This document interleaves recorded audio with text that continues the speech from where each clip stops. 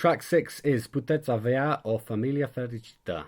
Fericiță. So I have to, showing off my Romanian there, I hope. So for this one, my very good friend of mine, Nick Martin, who's a phenomenal composer, and whose music I absolutely adore, put something up on Facebook. It's a piece called Evening Prayer, and it was for sort of singers and organ, I think. And just as you know, I think it was like a 1 minute clip, maybe a 1.5 minute clip, and in the middle they land on this chord, and it was just as soon as they landed on that chord, it was a real one of those sort of yes moments, you know, the sort of moments you live for as a musician. And I thought, right, I'll have that. So what did I do? I got it and I chopped it out.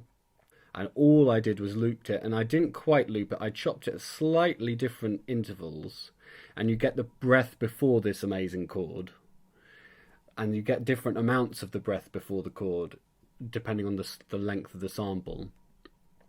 And that adds a kind of a slight edginess to it, because, I mean, any time you listen to breathing, it kind of puts you on edge. I think that's quite a common thing.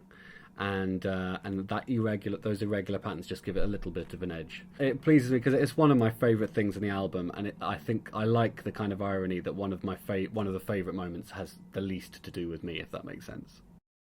Puteți, avea o familie fericită.